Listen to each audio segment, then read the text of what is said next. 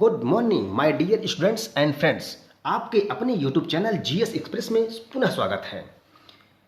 इस वीडियो में हम लोग ज्वालामुखी एवं भूकंप के चैप्टर को लेकर के उपस्थित हुए हैं और उम्मीद करते हैं कि विस्तृत एवं वैकल्पिक दोनों के द्वारा हम कोई भी क्वेश्चन आपका किसी भी एग्जाम में छूटने नहीं देंगे। तो आइए हम लोग बिना समय वेस्ट किए अपने क्वेश्चन की शुरुआत करते हैं और साथ में उसकी व्याख्या को जानते हैं। दोस्तों, ज्वालामुखी, सबसे पहले हम जान लेते हैं कि ज्वालामुखी क्या है। पृथ्वी पर वह प्राकृतिक छिद्र या दरार जिसके द्वारा पृथ्वी के अंदर से गर्म मैग्मा या लावा बाहर निकलता है उसे हम ज्वालामुखी की संज्ञा देते हैं। दूसरी चीज कि ज्वालामुखी उद्गार के समय भूगर्भ में स्थित तरल पदार्थों को मैग्मा कहते हैं। क्या कहते हैं? मैग्मा कहते हैं। और जब यही मैग्मा धरातल पर निःसृत होता है तो इसे हम लावा कहते हैं। क्या कहते हैं? लावा। कहने का मतलब कि जब तक यह गर्म मैग्मा धरती के अंदर है तो यह मैग्मा कहलाएगा, और जैसे ही ज्वालामुखी क्रिया के द्वारा यह बाहर निकलता है तो इसे हम लावा की संज्ञा देते हैं। अब जो हमारा क्वेश्चन नंबर 1 है, इस पे हमने लिया है कि ज्वालामुखी से सबसे अधिक कौन सी गैस निकलती है। तो 4 ऑप्शन दिया है: हीलियम, जल वाष्प, सल्फर डाइऑक्साइड और कार्बन डाइऑक्साइड। तो ध्यान दीजिएगा, निकलती तो इससे सारी गैसें हैं, लेकिन सबसे ज़्यादा गैस जो निकलती है वह निकलती है जल वाष्प, जिसे हम लोग H2O के नाम से जानते हैं। अब यहाँ ये जान लेते हैं कि इसमें कौन कौन सी गैसें और निकलती हैं और कौन कौन सी प्रमुख हैं। ठीक है, तो सबसे पहली चीज़ कि सबसे अधिक अगर पूछ रहा है तो H2O निकलती है, जिसे हम जलवाष्प कहते हैं। इसके अलावा कार्बन डाइऑक्साइड निकलती है, जिसे हम CO2 कहते हैं। और इसके अलावा सल्फर डाइऑक्साइड निकलती है, जिसे हम SO2 कहते हैं। लेकिन इसके अलावा और भी गैसें निकलती हैं। हीलियम भी आपका निकलता है, He। अब और कौन कौन सी गैसें निकलती हैं इसको भी जान लेते हैं। तो इनके अलावा हाइड्रोजन सल्फाइड, जिसे हम H2S, हाइड्रोजन सल्फाइड जिसे हम H2S के नाम से जानते हैं, यह भी निकलती है। हाइड्रोजन निकलती है, जिसे हम H के नाम से संकेत में जानते हैं। कार्बन मोनोऑक्साइड निकलती है, जिसे हम CO कहते हैं। हाइड्रोजन क्लोराइड निकलती है, जिसे हम HCl कहते हैं। और इसके अलावा हाइड्रोजन फ्लोराइड, जिसे हम HF कहते हैं। ठीक है, इतनी गैसें निकलती हैं, लेकिन सबसे अधिक कौन सी निकलती है? H2O, जल वाष्प। उम्मीद है कि ये पूरे क्वेश्चन आपको समझ में आ गए होंगे। क्वेश्चन नंबर 2 है,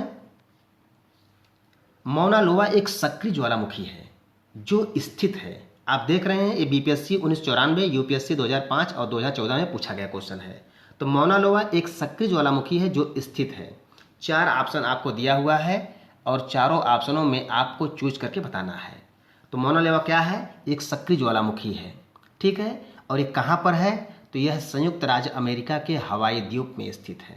कहाँ स्थित है? संयुक्त राज्य अमेरिका के हवाई द्वीप में स्थित है, और यह लगभग हवाई द्वीप के आधे भाग पर विस्तृत है। साक्ष्यों के आधार पर ये देखा गया कि इसका पहला उद्गार 1843 ईस्वी में हुआ था। कब हुआ था? 1843 ईस्वी में हुआ था। और मौना लोवा जो है, इसका अर्थ जो होता है वो होता है लंबा पर्वत। क्या होता है? लंबा पर्वत। कभी कभी इसका अर्थ भी पूछ सकता है। ठीक है, लॉन्ग माउंटेन। इसकी लंबाई कितनी है? तो इसकी लंबाई 120 किलोमीटर है। कितनी है? 120 किलोमीटर है। Question number 3। क्वेश्चन नंबर 3 हमने लिया है कि कोटोपैक्सी एक सक्रिय ज्वालामुखी है, एक्टिव ज्वालामुखी है जो स्थित है। 4 ऑप्शन दिया हुआ है, चारों में आपको चूज करना है। तो आप सभी लोग जानते हैं कि कोटोपैक्सी एक सक्रिय ज्वालामुखी है जो दक्षिण अमेरिका महाद्वीप के इक्वेडोर में स्थित है। अर्थात आपका ए वाला ऑप्शन सही हो जाएगा, कोटोपैक्सी। ध्यान दीजिएगा, बहुत इंपॉर्टेंट क्वेश्चन है, very very important question. Question number 4 है ज्वालामुखी उद्गार नहीं होते हैं तो 4 ऑप्शन आपको दिया हुआ है। तो 4 ऑप्शन क्या दिया हुआ? कैस्पियन सागर, काला सागर, कैरिबियन सागर और बाल्टिक सागर। अब आपको बताना है कि इसमें से किस में नहीं होता है। तो अगर नहीं होता है तो क्यों नहीं होता है? तो ध्यान दीजिएगा, इसमें से बाल्टिक सागर में ज्वालामुखी उद्गार नहीं होता है। क्यों नहीं होता है? क्योंकि ज्वालामुखी उद्गार का जो संबंध होता है वह प्लेटों के किनारे स्थित होने के कारण होता है, जबकि बाल्टिक सागर का इसके किनारों से कोई संबंध नहीं है। तो इसलिए यहाँ पर ज्वालामुखी उद्गार नहीं होता है। ठीक है। अब एक चीज़ आपको बताएं, ये जो ज्वालामुखी है, ज्वालामुखी की जब प्रक्रिया शुरू होती है तो आप सभी को मालूम है कि भाई ज्वालामुखी जब शुरू होती है तो यह जो है 3 प्रकार ज्वालामुखी होते हैं। कौन कौन से होते हैं? सक्रिय ज्वालामुखी, प्रसुप्त ज्वालामुखी और मृत ज्वालामुखी। ठीक है ना। अब 3 प्रकार के होते हैं। तो सक्रिय किसे कहते हैं? जो लगातार जो है ज्वालामुखी की घटना को अंजाम देते रहते हैं, अर्थात ज्वालामुखी उससे उत्पन्न होता रहता है। प्रसुप्त जो होते हैं वह बहुत दिनों के बाद कभी कभी उद्गार होते हैं। और जो मृत ज्वालामुखी होते हैं, इसका मतलब कि वह पहले उद्गार होते थे, अब नहीं होते हैं, अब वह मृत अवस्था में हो चुके हैं। ठीक है। तो आइए क्वेश्चन नंबर 5 की शुरुआत करते हैं। 5 आपका है, ज्वालामुखी पर्वत माउंट सेंट हेलेंस कहाँ स्थित है? तो अब इसको आपको बताना है कि ज्वालामुखी पर्वत माउंट सेंट हेलेंस कहाँ स्थित है। तो सबसे खास बात आपको यहाँ जानना है कि यह संयुक्त राज्य अमेरिका के स्केमानिया काउंटी में माउंट एडम्स से 34 मील पश्चिम में, कहाँ पर है? 34 मील पश्चिम में। तो ऑप्शन आपको दिया है ज्वालामुखी पर्वत माउंट सेंट कहाँ स्थित है। तो वैसे तो हमें अगर टिक लगाना होगा तो हम लोग टिक लगा देंगे कहाँ पर? संयुक्त राज्य अमेरिका में। लेकिन यहाँ भी ये जानना है कि यह संयुक्त राज्य अमेरिका के स्केमानिया काउंटी में माउंट एडम्स से 34 मील पश्चिम में है। दूसरी खास बात कि इसे द फ्यूजी ऑफ अमेरिका के नाम से भी जाना जाता है। किस नाम से जाना जाता है? द फ्यूजी ऑफ अमेरिका के नाम से जाना जाता है। द फ्यूजी ऑफ अमेरिका के नाम से जाना जाता है। क्वेश्चन नंबर 6 क्या है? निम्न में से कौन सक्रिय ज्वालामुखी नहीं है? कौन जागृत ज्वालामुखी नहीं है? कौन एक्टिव ज्वालामुखी नहीं है? ये जानना है हमको। तो ध्यान दीजिएगा, इसमें 4 ऑप्शन दिया हुआ है, एटना, कोटोपैक्सी और ग्वालाटेरी, और चौथा आपका ऑप्शन दिया हुआ है किलिमंजारो। तो ध्यान दीजिएगा, इसमें एटना, कोटोपैक्सी और ग्वालाटेरी जो है यह सभी सक्रिय ज्वालामुखी हैं, लेकिन इसमें जो किलिमंजारो है यह ज्वालामुखी पर्वत है और यह तंजानिया के उत्तर पश्चिम भाग में स्थित है। जानकारी के लिए आपको बताएं कि इसका पूर्ण नाम जो है वह कैसर विल्हेम स्पिट्ज था। क्या नाम था? कैसर विल्हेम स्पिट्ज। तो ये आपको जानकारी हो गई। ठीक है। क्वेश्चन नंबर 7, निम्न में से कौन क्रियाशील ज्वालामुखी नहीं है? क्रियाशील का मतलब एक्टिव ज्वालामुखी नहीं है, सक्रिय ज्वालामुखी नहीं है। तो ऑप्शन आपको दिया हुआ है टेकेना, कैमरून माउंट और एरेबस और अंकांकागुआ। तो ध्यान दीजिएगा, इसमें से तीनों जो ऊपर वाले हैं यह तीनों सक्रिय ज्वालामुखी हैं, और जब ये तीनों सक्रिय ज्वालामुखी हैं तो आपका बच कौन रहा है? अंकांकागुआ। तो जानकारी के लिए आपको बता दें कि जो आपका पहला है जिससे हम लोग ए ऑप्शन में लिए टेकेना, ये जो टेकेना है यह ग्वाटेमाला में स्थित है, और जो ये आपका कैमरून माउंट है यह कैमरून में ही स्थित है, और जो ये आपका एरेबस है यह आपका अंटार्कटिका में स्थित है, और जो ये अंकांगुआ है यह जो है दक्षिण अमेरिका महाद्वीप का उच्चतम पर्वत शिखर है। क्या है? दक्षिण अमेरिका महाद्वीप का उच्चतम पर्वत शिखर है। तो इसका मतलब ये ज्वालामुखी नहीं है। तो ये 7 नंबर में डी वाला ऑप्शन आपका सही है, ज्वालामुखी, सक्रिय ज्वालामुखी नहीं है। क्वेश्चन नंबर 8 हमने लिया है, निम्न ज्वालामुखियों में किसे भूमध्य सागर का प्रकाश स्तंभ कहा जाता है? बहुत इंपॉर्टेंट क्वेश्चन है, ध्यान दीजिएगा, ये बहुत ही इम्पोर्टेंट क्वेश्चन है कि ज्वालामुखी का प्रकाश स्तंभ कहा जाता है। ये कहा जाता है स्ट्राम्बोली को। किसे कहा जाता है? स्ट्राम्बोली को कहा जाता है। अब जानकारी के लिए आपको बताएं कि भाई स्ट्राम्बोली को प्रकाश स्तंभ क्यों कहा जाता है भूमध्य सागर का। तो आप भी जानते हैं कि स्ट्राम्बोली ज्वालामुखी भूमध्य सागर में सिसिली के उत्तर में लिपारी द्वीप पर स्थित है। ठीक है, और यह एक जागृत ज्वालामुखी भी है। सबसे बड़ी खास बात कि इसमें सदैव प्रज्वलित गैसें निकलने के कारण इसके फलस्वरूप इसके जो आसपास के क्षेत्र होते हैं वह प्रकाशमान होते हैं। इसीलिए इसे भूमध्य सागर का प्रकाश स्तंभ कहा जाता है।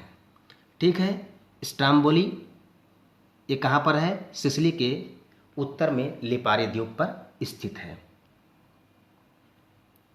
इसमें से अगर आपको एक एक करके देखना है तो यहाँ आप ध्यान दीजिएगा। स्ट्राम्बोली मैंने बता दिया आपका। ठीक है, वेसुवियस है। वेसुवियस क्या है? यह इटली के नेपल्स में स्थित है। कोटोपैक्सी है, आप इसे जानते ही हैं, ये दक्षिण अफ्रीका महाद्वीप के इक्वेडोर में स्थित है। ठीक है, क्वेश्चन नंबर 9 पर आते हैं। क्वेश्चन नंबर 9 जो है विश्व का सर्वाधिक सक्रिय ज्वालामुखी है। ये आपका है किलायु। ठीक है, कौन सा है? विश्व का जो सबसे सक्रिय ज्वालामुखी किलायु है, और यह अमेरिका के हवाई द्वीप में स्थित है। कहाँ स्थित है? अमेरिका के हवाई द्वीप में स्थित है। यहाँ से क्वेश्चन अक्सर बनता रहता है। दूसरी खास बात ये ध्यान दीजिएगा कि यह लगभग पिछले 25 वर्षों से लगातार उद्भिदित अवस्था में है। ठीक है, अब स्ट्राम्बोली का नंबर फिर आता है।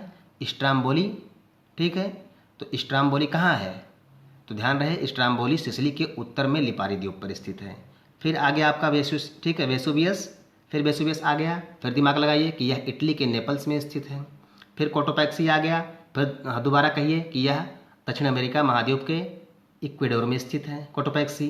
तो इस तरह से कई बार आप बोलेंगे तो आपको हर ज्वालामुखी के बारे में जानकारी है, किस जगह है और ये कैसा है, सक्रिय है या सक्रिय नहीं है, या प्रसुप्त अवस्था में है या मृत है। ठीक है, क्वेश्चन नंबर 10 है भारत का एकमात्र सक्रिय ज्वालामुखी कौन सा है? बैरन है। तो भारत का एक मात्र सक्रिय ज्वालामुखी बैरन है। कहाँ स्थित है?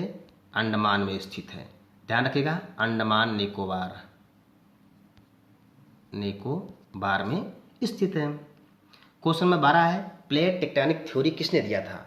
तो प्लेट टेक्टोनिक थ्योरी किसने दिया था? वेगनर महोदय ने दिया था। किसने दिया था? वेगनर महोदय ने दिया था। क्वेश्चन नंबर 12 है प्लेटों के किस गति के कारण ज्वालामुखी की घटना होती है? तो प्लेटों के किस गति के कारण ज्वालामुखी की घटना होती है, ये आपको बताना है।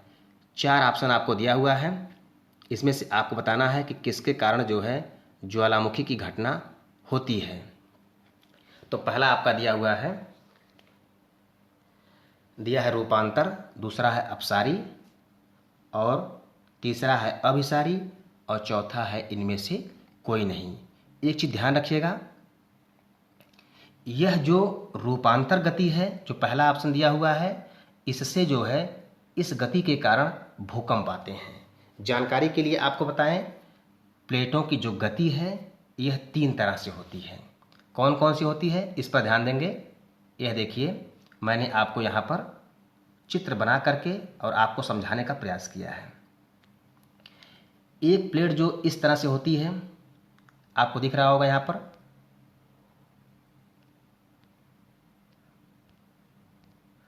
ये जो आपको यहाँ दिख रहा है, एक प्लेट इस तरह से और दूसरी प्लेट इस तरह से। तो एक जो है कि एक दूसरे से इस तरह से लगे होते हैं। तो जब इनमें जो है कि उथल पुथल होती है तो इस गति को हम रूपांतरित गति कहते हैं। और जब रूपांतरित गति होती है तो उससे क्या होता है? भूकंप आता है। ठीक है, और जब प्लेटें जो है एक दूसरे से दूर खिसकती हैं, जैसा कि इस चित्र में आप देख सकते हैं कि एक प्लेट इस तरह से, इसका एरो ऐसे बना हुआ है, दूसरी प्लेट इस तरह से, इसका एरो ऐसे बना हुआ है। तो इससे जो गति होती है इसे हम अपसारी गति कहते हैं। और अपसारी गति के कारण ज्वालामुखी की प्रक्रिया होती है या ज्वालामुखी की घटना होती है। तीसरा जो आपका है वो आपका है अभिसारी गति। अभिसारी गति से क्या होता है? इसके कारण विशाल पर्वत का निर्माण होता है। तो जब यह एक दूसरे पर चढ़ते हैं, आपको चित्र में दिख रहा होगा, तो इससे हम अभिसारी गति कहते हैं और इस गति से विशाल पर्वत का निर्माण होता है। अगर एग्जाम्पल लेंगे तो जैसे हमारा हिमालय का निर्माण जो है वह अभिसारी गति के कारण, पृथ्वी के अंदर अभिसारी गति के कारण ही संभव हुआ है। ठीक है, तो उम्मीद है ये आपको समझ में आ गया होगा। अब क्वेश्चन नंबर 13 है, भूकंप के अध्ययन को कहा जाता है। तो भूकंप के अध्ययन को क्या कहा जाता है? तो आप जानते हैं सिस्मोलॉजी कहा जाता है। क्या कहा जाता है? सिस्मोलॉजी कहा जाता है। क्वेश्चन नंबर 14 है, जब पृथ्वी के अंदर प्लेटों के बीच घर्षण के कारण भूकंप उत्पन्न होता है तो उस जगह को क्या कहते हैं? तो उस जगह को हम कहते हैं उद्गम केंद्र या मूल केंद्र या उसे फोकस कहते हैं। ठीक है, मूल केंद्र कहते हैं या उद्गम कहते हैं। ठीक है, या फिर इसे फोकस कहते हैं। ठीक है, इंग्लिश में से फोकस कहते हैं और हिंदी में मूल केंद्र या उद्गम केंद्र कहते हैं। ध्यान दीजिएगा, ऐसे क्वेश्चन जब पूछता है तो फंसाता है। ये पूछ रहा है पृथ्वी के अंदर, अर्थात आपको समझा दें कि जैसे सपोज करिए ये हमारी पृथ्वी है, इसके अंदर यहाँ पर ठीक है भूकंप का जो है उद्गार हुआ। इस चीज़ को हम क्या कहते हैं? उद्गम स्थल कहते हैं। ठीक है, या मूल केंद्र कहते हैं या फोकस कहते हैं। दूसरा क्वेश्चन बनता है कि जहाँ पृथ्वी पर पहली बार महसूस किया जाता है, यहाँ पर। ठीक है, तो जब यहाँ पर पहली बार महसूस किया जाएगा पृथ्वी के ऊपर यहाँ पर, तो इसे क्या कहते हैं? अधिकेंद्र कहते हैं। क्या कहते हैं? यहाँ ऑप्शन दिया हुआ है, सॉरी ये अभिकेंद्र दिया हुआ है, अधिकेंद्र कहते हैं। क्या कहते हैं? अधिकेंद्र, अधिकेंद्र। ठीक है, तो जहाँ पृथ्वी की सतह पर पहली बार महसूस होता है उसे अधिकेंद्र कहते हैं, और जो पृथ्वी के अंदर जहाँ से इसका उद्गार शुरू होता है उसे हम क्या कहते हैं? उद्गम क्षेत्र या मूल केंद्र या फोकस कहते हैं। तो इसमें ए वाला ऑप्शन सही हो जाएगा। क्वेश्चन नंबर 15 है, भूकंप के समय किन तरंगों का उद्भव होता है? तो 4 ऑप्शन आपको दिया हुआ है, ये भी आपका यूपीएससी में पूछा गया है। तो भूकंप के दौरान कब पूछा गया? 2013 में पूछा गया और अभी छत्तीसगढ़ पीसीएस में पूछा गया है। ठीक है, तो भूकंप के दौरान 3 तरंगे का उद्भव होता है। कौन सी? पी, एस और एल, अर्थात बी वाला ऑप्शन आपका सही है। ठीक है, प्राइमरी, सेकेंडरी और लेब, या कह सकते हैं सरफेस वेव। तो ये 3 तरंगे उत्पन्न होती हैं, पी, एस और एल। ठीक है, अगला क्वेश्चन है, एक चीज़ आपको यहाँ आओ बता दें, ये जो पी, एस, एल 3 तरंगे उत्पन्न होती हैं, पी, एस और एल, जो ये 3 तरंगे उत्पन्न होती हैं, इसमें से सबसे खास चीज़ आपको क्या जानना है कि भूकंप के दौरान जो 3 तरंगे उत्पन्न होती हैं, पी, एस, एल, ठीक है, इनकी अगर स्पीड देखा जाए तो ये आप कह सकते हैं कि जब ये गुजरती हैं भूकंप के दौरान, पी वेव, तो लगभग 8 किलोमीटर प्रति सेकंड की स्पीड से गुजरती हैं। कितना? 8 किलोमीटर प्रति सेकंड की स्पीड से गुजरती हैं, और जो सबसे तेज गति होती है।